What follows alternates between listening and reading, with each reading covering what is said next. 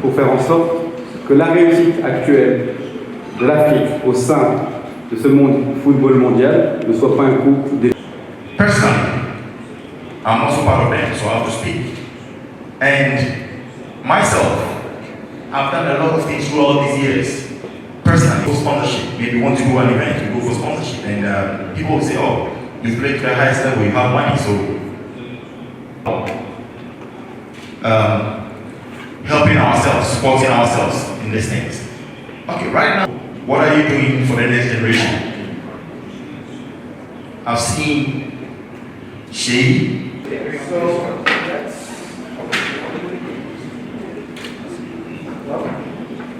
People you're seeing up here, I think that from across the room, if you are fond of football and you are excited about that operate within the realm of football development for the continent of Africa. And so, as and when necessary, we shall pick a few thoughts from them. And green left. We will also have from Ghana, but now he's more African than he is a Ghanaian. Mr. Anthony Bafo, who's a former Deputy Secretary General of the African Football Federation. See the golf pitches, they're green, maybe 22 millimeter, 23 millimeter short, where you can play good football. The president, Mr. Lamy, he spoke about opens the door for everyone to come and also train under fantastic. Of course, when Mr. Lowe spoke about a penalty, one rich, well-resourced, one poor. Parce que je crois que ce que j'ai entendu ici me reconforte pour l'avenir du football africain. Et probably finish with French. I was really hearing and I wanted to hear something. Ces 20 ou 30 dernières années, elles sont présentes avec nous ce soir, ces gloires du football africain, dont plusieurs ballons d'or. Mesdames, Messieurs.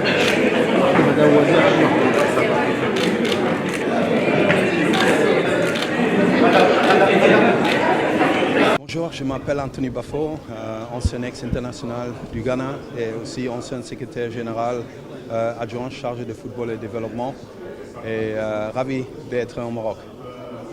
Bon, il y a la fédération qui m'a contacté et aussi de ramener avec moi quelques légions pour parler des agréments sud-sud et puis la contribution de football marocain et du gouvernement marocain au football. Et je crois qu'on voit des structures extraordinaires. Si je vois le centre technique, je crois que mondialement, c'est une fierté d'être africain.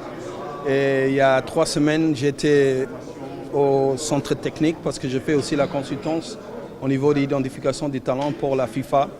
Et à cette heure-là, j'ai vu l'équipe A qui s'est préparée pour la qualification de la Coupe d'Afrique pour le match en Afrique du Sud. Et puis j'ai vu les équipes A féminins, le U23, le U17 et le U16. Et je crois que d'avoir toutes ces équipes en même place, c'est fantastique. Et on peut seulement avoir ça quand on a de très bonnes infrastructures. Et c'est qu'on voit là-bas, il y a une vision, il y a une mission, il y a une feuille de route. Et je crois que le président Fawzi Lekja, il comprend le football. Quand j'étais à la CAF, on parlait toujours des terrains. Il me dit, quand le centre technique était en construction, il me dit, Anthony, moi je ne veux pas de terrain, je veux un billard où on peut jouer au golf, au pool. Et puis, il m'a dit ça et je vois tout. Donc, félicitations encore une fois au Maroc. C'est un très très grand travail. Et puis, il y a aussi des talents, ce qui est très important. Et encore une fois, félicitations. Merci. Yama Diallo, je suis la présidente du comité de normalisation de la Guinée.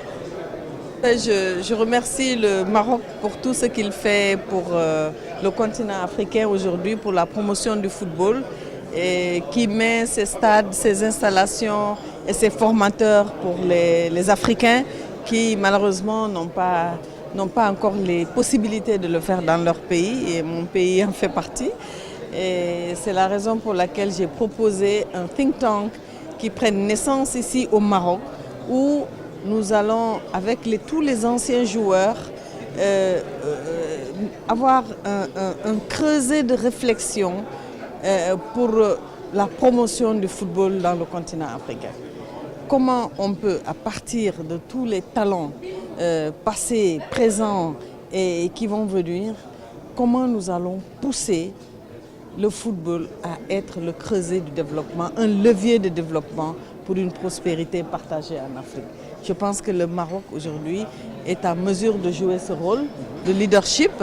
Et en tout cas, moi je l'encourage, je le recommande à sortir de ce beau panel où tous les problèmes ont été posés et où on doit sortir en fait avec des solutions qui vont nous permettre d'avancer. C'est pour ça que j'ai tenu à vous dire. Voilà. Et l'équipe féminine du Maroc, déjà d'avoir été primée pour être en Nouvelle-Zélande pour la Coupe féminine mondiale. Et je prie pour que l'équipe du Maroc puisse aller très loin et pourquoi pas nous ramener la première coupe africaine féminine au Maroc. Pourquoi pas? En tout cas, nous serons derrière vous pour ça. قبل ما تخرجوا ما تنسوش تابوناو في العشان يوتيوب وبارطاجيو الفيديو وديروا جيم وتابعوا الدار على مواقع التواصل الاجتماعي.